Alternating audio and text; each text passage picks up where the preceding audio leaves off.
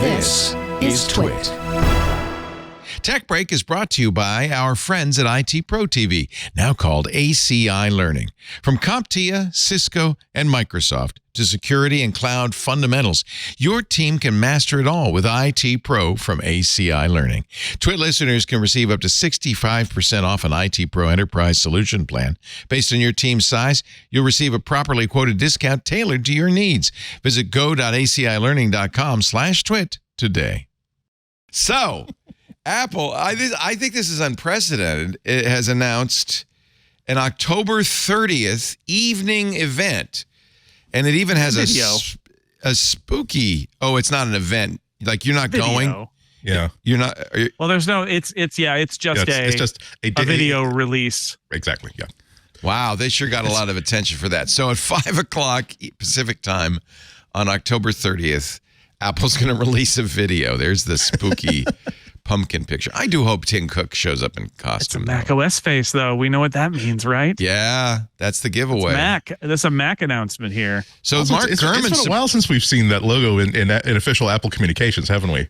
So maybe it really is like the ghost of trademarks past. It's the Picasso. What needs to be renewed? Mac profile full-on thing. I thought it was interesting that Mark Gurman, right before TWiT, like in the morning on Sunday, in his Power On newsletter said, oh, and by the way, there's going to be an event. It's either the 30th or the 31st. Yeah. It was like, wow. I heard from my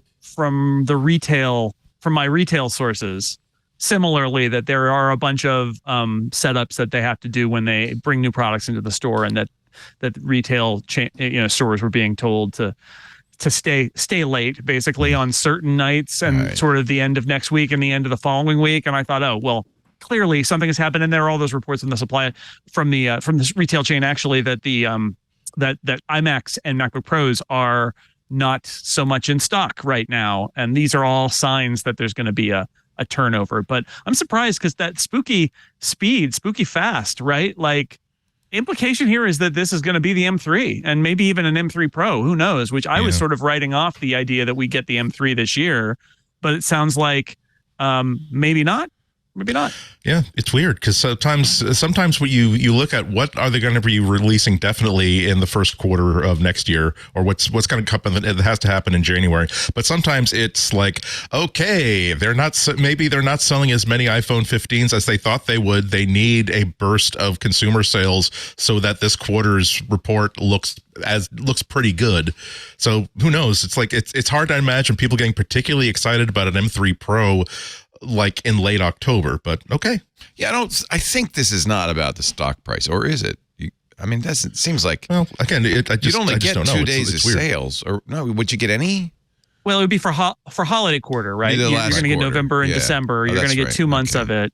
It is, I don't know. I mean, I doubt Mac sales are going to appreciably offset anything the iPhone does, right? Just because of the scale of it. But I do think that Apple, if they have new Macs that they think might sell in the holiday quarter, either as presents or just because people want them and they want to do a rollout, I think Apple seems to be, they don't like to hold on to things that are ready to go. I think we talked last week about that weird Apple Pencil announcement and the fact that it didn't seem to make sense given the 10th generation iPad. And I've spent the last week thinking, why did they even release that 10th generation iPad when they had, the accessory wasn't ready yet? I think the answer is because it was ready.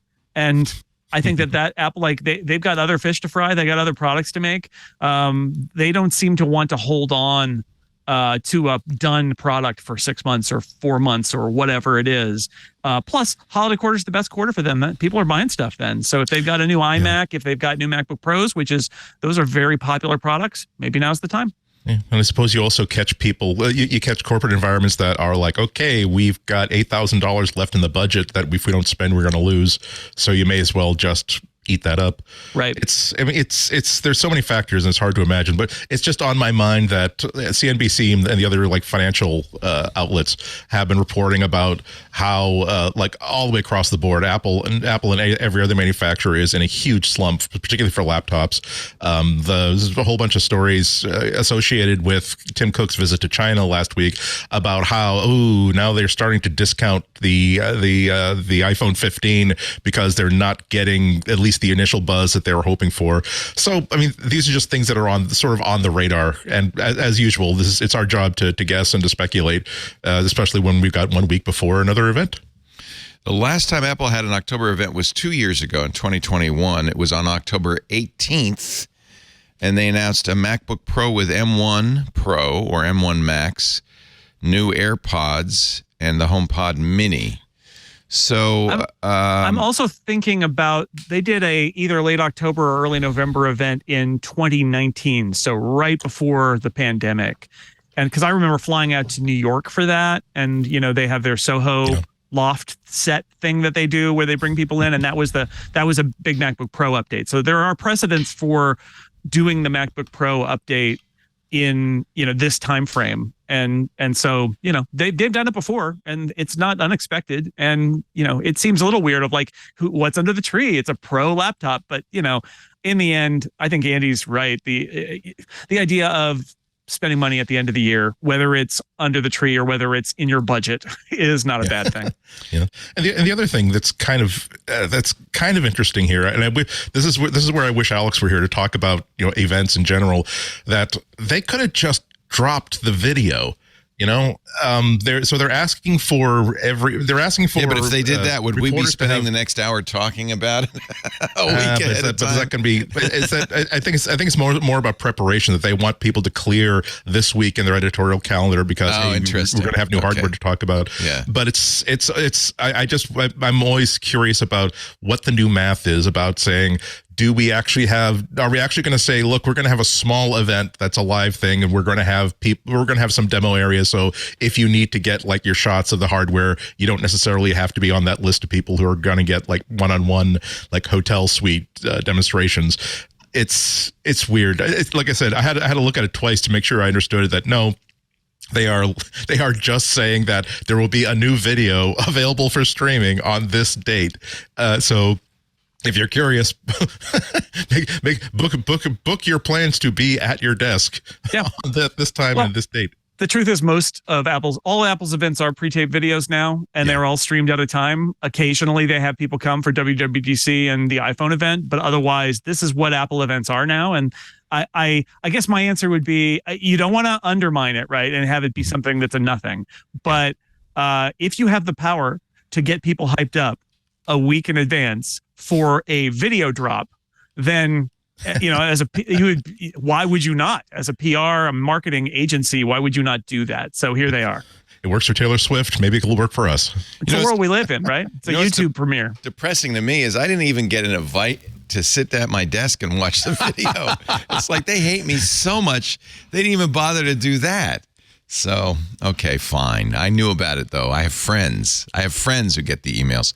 I like Zach Hall at 9 to 5 Max headline. I'm going to just read it straight out. A scary fast event on Monday night.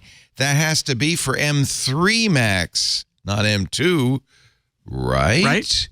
I have a hard time imagining that they would say scary fast and have it be an M2 iMac, right? Which I was thinking yesterday, like maybe this is just a kind of an afterthought, cleaning up kind of thing that they're planning.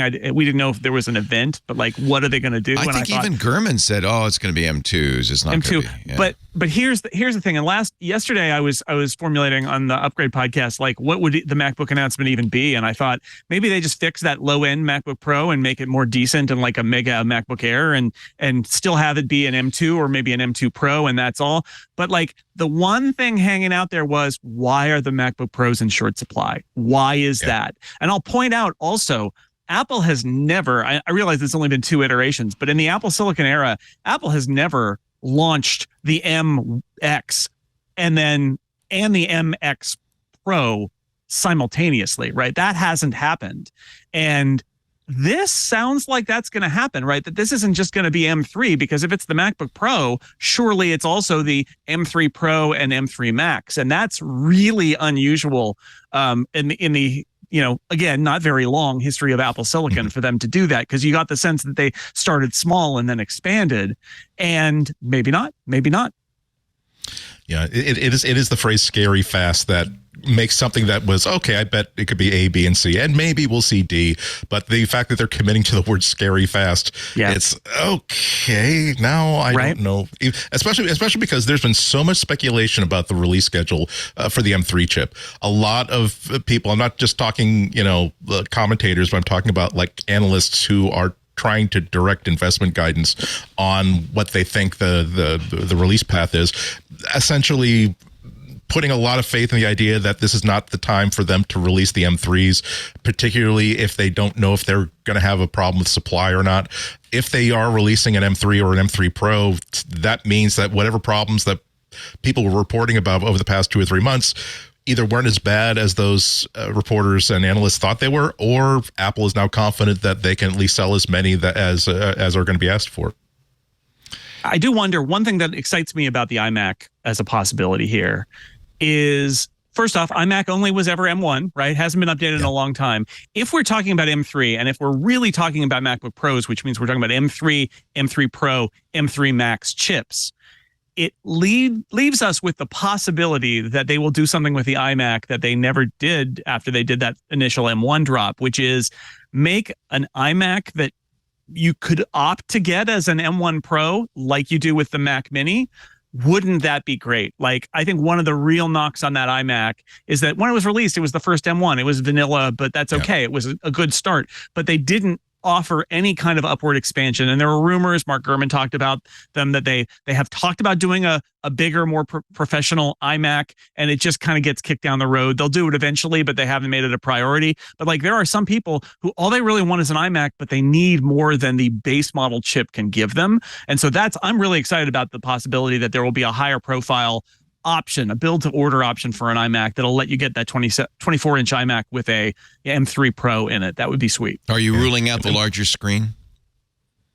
Based on Mark Gurman's reports, it sounds like it's just not a thing that they're willing to do until, I think he said 25. Like, it's not even close. So it would be a real shocker if they did it. That would be great. That would be great news for a lot of people, as somebody who has an iMac Pro behind me, right? Like, I love the big Pro One thing iMac. that's important to point out is that nobody kind of really predicted this event until a few days ago. This is kind of out of nowhere.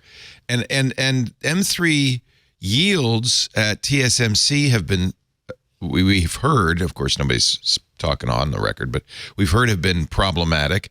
We also know that the iPhone 15 Pro Max does not have the top of the line M3 node. It's kind of a weird half breed kind of an M3, or it's obviously it's not they call it A17, but it's, we're all talking the same chips here.